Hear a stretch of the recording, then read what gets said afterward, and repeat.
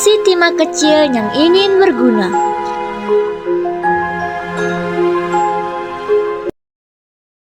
Di sebuah tanah dalam di daerah Bangka, hiduplah sekumpulan batu timah. Mereka berkilau keperakan setiap kali cahaya matahari berhasil menembus celah tanah. Di antara bongkahan besar yang gagah itu, ada satu batu mungil yang sering terpinggirkan. Namanya si timah kecil. Si timah kecil sering duduk termenung sambil menatap batu-batu besar di sekelilingnya. Wah, kalian pasti akan dibawa manusia ke luar sana, katanya iri. Tentu saja, jawab batu timah besar dengan sombong. Manusia hanya mau yang kuat dan besar seperti kami. Kamu terlalu kecil, mana ada yang mau. Ucapan itu membuat hati si timah kecil ciut. Setiap hari ia hanya bisa bermimpi bagaimana rasanya melihat langit, laut, dan pepohonan di luar sana. Ia ingin sekali berguna, seperti batu-batu besar lainnya sering dibawa ke permukaan oleh para penambang. Suatu siang, terdengar suara keras dari atas sana. Duar, duar, tanah mulai bergetar. Itu tanda para penambang datang. Batu-batu timah besar bersorak gembira. Satu persatu mereka diambil dimasukkan ke dalam keranjang, lalu dibawa pergi. Tapi ketika sampai di tempat si timah kecil, penambang itu hanya melirik sekilas. Ah, cuma batu kecil gak berguna, katanya lalu berlalu. Si timah kecil menunduk, hatinya sedih sekali. Semua temannya sudah pergi, hanya dia yang tersisa sendirian dalam kegelapan tanah. Hari demi hari berlalu, hujan turun deras di permukaan, air mulai merembas ke dalam tanah.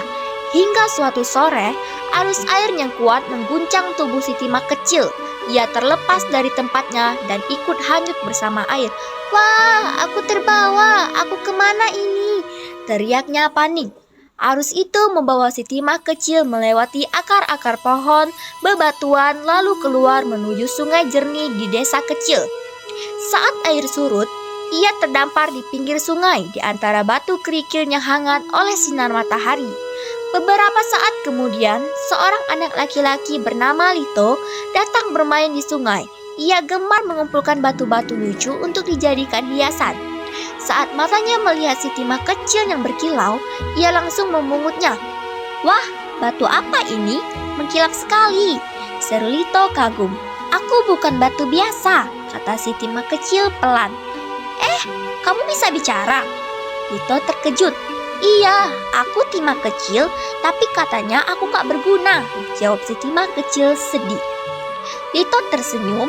Jangan sedih timah kecil, gak ada yang gak berguna di dunia ini. Ayo ikut aku ke bengkel ayah.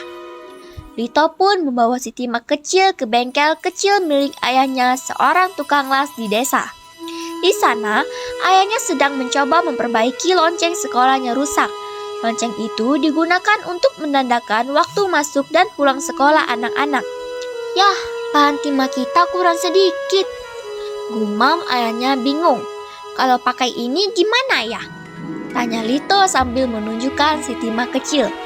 Ayahnya melihat batu kecil itu, lalu tersenyum hangat.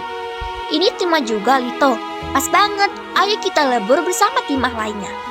Begitu dimasukkan ke dalam tungku panas, si timah kecil merasakan tubuhnya mulai mencair. Awalnya ia takut. Aduh, panas sekali, aku akan hilang, katanya gemetar. Tapi Lito menenangkan. Tenang timah kecil, kamu gak hilang, kamu akan jadi sesuatu yang lebih berguna. Beberapa jam kemudian, dari tungku itu lahirlah lonceng baru berwarna perak mengkilap. Di dalamnya ada campuran si timah kecil. Lonceng itu kemudian dibawa ke sekolah dan digantung di depan kelas. Keesokan harinya, ketika matahari pagi menyinari halaman sekolah, Lito dan teman-temannya berkumpul. Ayahnya berdiri di depan lalu berkata, "Anak-anak, lonceng sekolah kita sudah jadi lagi." Semua bersorak gembira. Lito tersenyum sambil menatap lonceng itu. Ia menarik talinya kuat-kuat. Kleng, kleng, kleng. Sejak hari itu, setiap pagi dan sore, lonceng sekolah selalu dibunyikan. Suaranya jadi tanda dimulainya semangat baru bagi anak-anak desa. Dan di setiap dentang itu, si Tima kecil merasa hidupnya akhirnya punya arti. Kadang ia teringat pada batu-batu besar yang dulu mengejeknya. Tapi kini ia hanya tersenyum. Mungkin aku kecil, tapi suaraku nyaring untuk kebaikan.